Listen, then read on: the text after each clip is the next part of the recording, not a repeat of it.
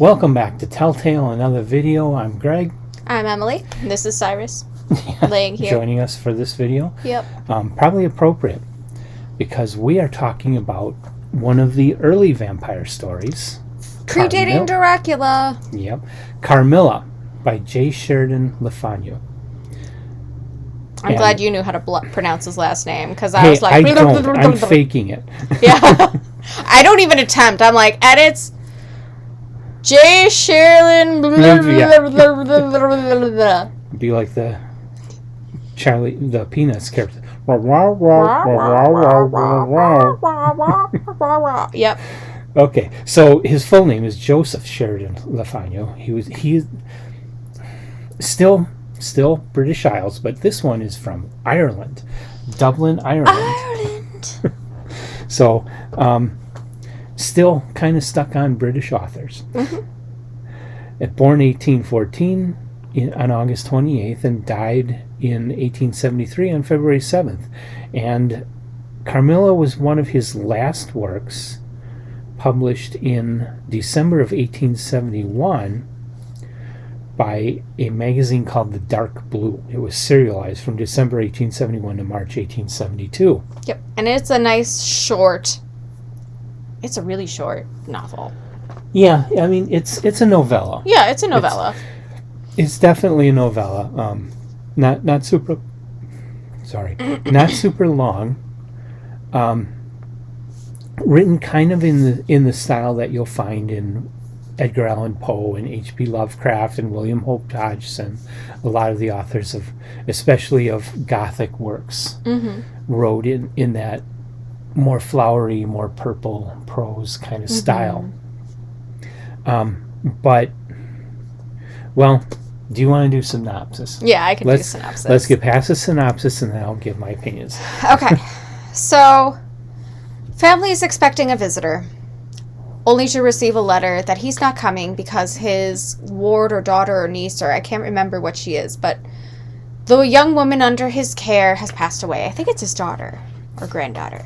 One or the other. I can't remember. His niece. His very dear niece has passed away. So while they're kind of mourning this situation, there's a carriage accident outside the mansion. Mm-hmm. And when they get there, the ladies who are involved in this carriage accident are quite peculiar. Mm-hmm. Like, one of them won't tell her name, but is reluctant to bring her daughter along with her on the business that she's doing. So she requests the family that they've, had the accident outside of the mansion of, take her daughter in, and she go on to conduct her business, which she's being very secretive about.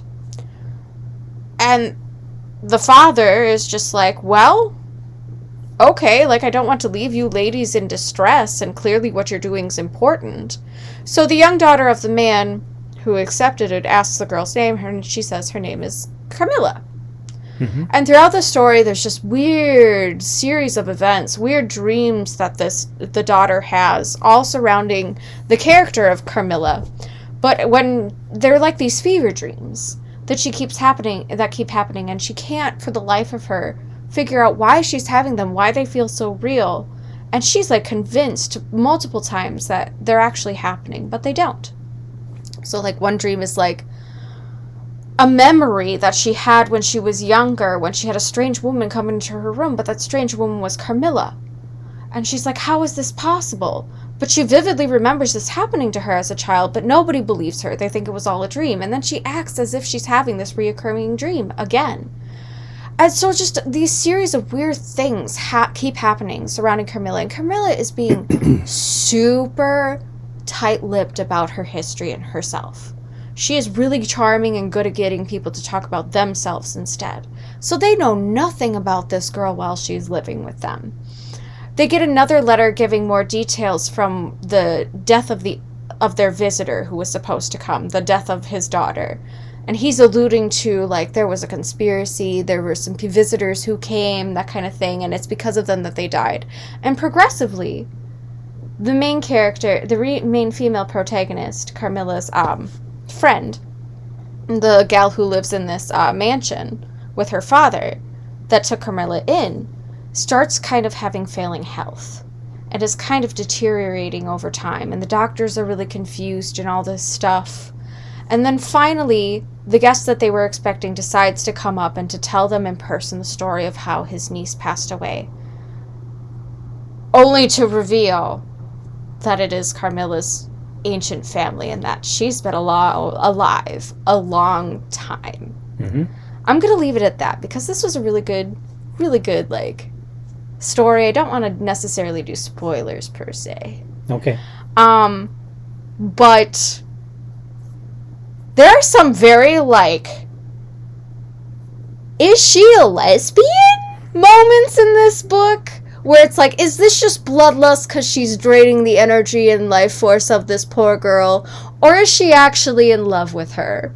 Like, there's this really weird passion thing going on, and it's not necessarily, like, indicated whether or not there's also a romantic aspect to this. Or if that's just a lure, like, I don't know. Sexy lesbian vampire? Maybe. Who knows? But it definitely was a very interesting read. I loved it. There was a lot of good suspense. A lot of interesting, there was some, like, Jane Eyre vibes I was kind of getting from this book. The way it was, like, it's written like a gothic romance. Mm-hmm. And it's fantastic and very compelling. It was very fast-paced. It's never a dull moment, which I really appreciate about the writing style. Yeah. So, well, it is very much in the gothic tradition. Yes. But it is one of the earliest vampire stories. Like she said, it does predate Dracula.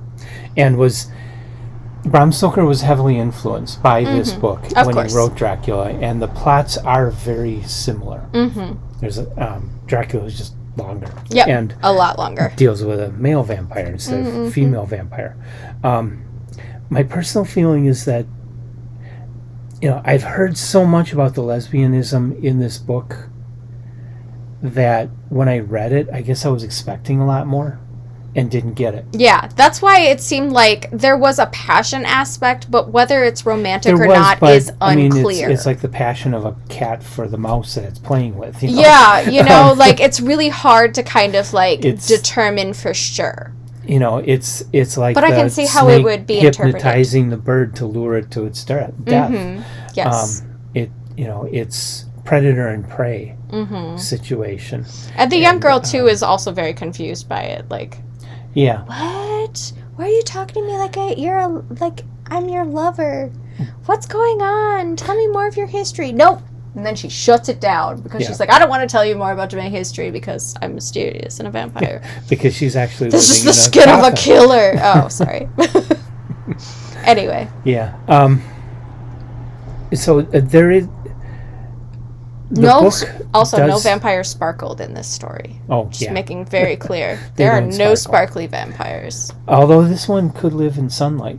That's true. Yes, this one was a sunwalker, a daywalker. But there were a couple of passages where Le Fanu, and I'm probably murdering the name. I'm sure I'm murdering the name. Yeah. Le Fanu. It's probably French. Le Fanu.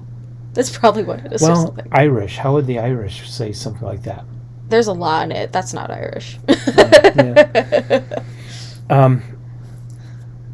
Dublin, though. Yeah. It's still, Mick. There were a couple of passages where the author talks about that love is kind of predatory and does kind of take. And that there's a fine line between passions. Like, there are a lot of feelings and emotions that require passion. Expression is just different. Like, there's a fine line between love and hate. And that's kind of what this was playing at, which I appreciated. They love and loathe the situation. Yeah. So after reading the actual book, I am a little bit uncertain of exactly what Le Fanu meant with it, whether he was, some people take this as very lesbian. I find the lesbian content to be kind of weak. Yeah. Honestly, for its time, it probably could have come across that way, not being very, girl-on-girl kind of feelings and passions weren't necessarily ever brought up. No, well, I mean, stuff like that existed. It just was kind of under the table. Mm-hmm. Yeah. Especially among the aristocracy. There's a lot of things they did that they just didn't talk about. A lot of them were bisexual and polyamorous. Like, Exactly. it's just the way it is. You know, they had wild, crazy sex lives. Married for money, they had lovers on the side. Yep. And that was really common. So, and the families in this book were definitely well off. Yes. They were upper crust, yes. if not straight up aristocracy. They were still very high society types. Mm-hmm. And it just, I don't know. I feel it was too short. I wanted it to be at least another 50 pages going into greater detail and depth of the whole thing. Yeah. But it was definitely creepy. Yeah. For its time. I mean, it's not Stephen King. Mm-hmm. I think the whole point was to be disturbing and was to be confusing. Mm-hmm. Like, I will say, I don't think this was as lesbian themed as other people say. That's why I say, was it hot lesbian? It wasn't strong enough for me to really feel that way. I can see how a modern lens could interpret it that way, but I think the point was to be confusing and terrifying at the same time. Because people openly being gay and having passions for another person of the same sex was not typical or something. It was very taboo. Mm-hmm. It happened, but it was taboo. Although, straight up. I think it just adds another element of disturbing. Vampire legends in general, vampire stories in general, especially back then, were statements against unbridled sexuality. Yes. Sex outside of marriage. That the church said you should unbridled passions and sin. They painted these characters that were loose as monsters and turned them into monsters, turned them into blood-sucking vampires. And that made them that much less attractive. And it added to the element of horror for the public. Yeah. So I think that was the goal, was to add another disturbing element where you weren't quite sure if this was a lesbian thing or not. Well, and if you want to shock people today, you have to dismember everything. Yeah. If you want to shock people today, give women feelings. Yeah, and pockets. Yeah, and pockets. If you want to shock people in, what did I say this was, 1871? Have two women kissing. And that's going to scandalize the whole nation. Yep. Everybody's going to flip their shit. So he did that in here. And so, it was living on the edge for him. And a lot of it, too, you don't know how much of it... Well, it was all an emotional manipulation to try to get physically close to this female in order to be able to drain this life's force from her. Like, that's basically what Carmilla was doing. And to be able to, the vampire's bite, so to speak. You have to be close in proximity in order for this to work. Yeah. So having a form of intimacy develop was a natural way for that to become more commonplace and to get closer and closer and closer to her. So, it makes sense. Yeah. But yeah, there's a lot of reasons. I don't think it really was a lesbian book. I think it was just all masterfully manipulation. It was a horror story. Manipulation, and it was very good though. I enjoyed it a lot. So, I do agree. I feel like it was too short, but I liked it still. So I purposely did not put this as a telltale on the website yet because I wanted to wait and hear. Do you think it's a top tale? I don't think I liked it that much. I'm caught sometimes in top tales because some things are just so pivotal and important that they should be a top tale. But I wasn't as wowed by this as I thought it would be. It was a great read. It was fantastic. Enjoyable, but it's not the best thing I ever read. Yeah. And maybe it's just because I'm really not that into vampire stuff. Sorry, guys. I'm not into vampires. Well, for me, I like vampires, but haven't read a whole lot of vampire novels. Neither have I. It's just not something that interested me. I'm interested. I've always loved vampire movies, but the shortness of this book kind of threw me. I wanted more. Yeah. and also the language. Yeah. Now, you read Poe, you read Robert Louis Stevenson, you read Bram Stoker, Mary Shelley. They're all writing it's in very similar, literary. in a similar style that is kind of typical of Gothic novels back then. What today a lot of people are calling antique, what in earlier times they called purple prose. A lot of people find it very hard to read, but what I'm finding is it depends on the author, whether the author really writes it well. And my feeling is that Le Fanu didn't. He's got the antique Gothic style writing, but it was harder to read than, say, Edgar Allan Poe. It was a little more cryptic in a lot of places, and in some places it was very blunt and plain. It didn't feel consistent. Yeah, the style was harder to read, but it felt clunky rather than eloquent like Poe. Yes. I definitely see that. I overlooked it just because I felt the plot was pretty compelling and fast-paced. Which is why I enjoyed, but yes, I would agree. I don't feel like this is like a strong literary work. Yeah. It's a good first vampire story on the map. It's a cool story. And if you're looking it paved the way for something with that with a little more risque theme for Halloween. And if you wanted to be lesbian, you feel free. You feel free to interpret it that way. I just didn't get those.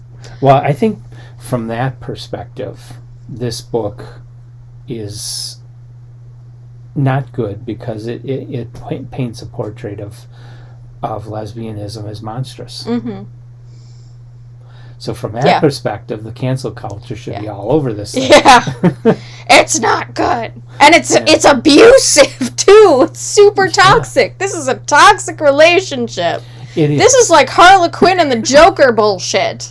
But like I say, Le Fanu makes a point a couple times in this book that he sees love as toxic. He doesn't see that it can be anything else. Yeah, it is just a series of masterful manipulations of emotions. That's how he views it. And I think there are a lot of people in modern days who can actually relate to that. Oh, yeah. For sure. But it's interesting. It's interesting to interpret things. It's interesting to pull apart. It's a good read. It's just not a top tale. Not quite. Almost, but not quite. Yeah. Not quite there for us, but we definitely recommend it. Like it. Oh. And first I want to say what I've got. It's pretty. This is a recent edition by Pushkin Press. Okay. They have a number of excellent books, including The King in Yellow they published in a little hardcover like this. Ooh. And this one, I bought this at Barnes & Noble, so this is easily available. Also available on Project Gutenberg, my digital copy. Which some people may say that's too much for such a small book, but it's a wonderful book. It's very well designed. Is it illustrated? This isn't illustrated, but the typography is really cool. Yeah, that's very nice. Favorite type of font up there. Yeah, the black letter. I love black letter fonts. So, and drop caps. I love a good drop cap. Nice margins. It's a really, really good book, and I love the black end papers. I love when they do that. I'm a sucker even for cooler black. With like a and I love the dust covers. The foil printing on the dust cover. Yeah, red foil printing that really draws you in, along with that very cool kind of Art Deco style illustration. Yes, very nice. So well done. This is a very nice edition. But yeah, and I found mine on Project Gutenberg ebook. Yeah, it's public domain. Yeah, I read it. I read it being a bad employee at work. It was a really slow shift at the gym, and I was able to read it in 3 hours. Wow. So, it's a fast read. Really fast read. Yeah, it goes fast. And on a slow work night, it is what I needed to stay sane. So, yes. Definitely a good one, though. Okay. Recommend it. So, anything else? Nope. All right. Like, subscribe, comment. Let us know what you think about Carmilla. I mean, I know the lesbian thing can be put up for debate all over the place, so feel free to comment on that and any interpretations you have of some of the passages and quotes. And we will see you next time. Bye. Bye.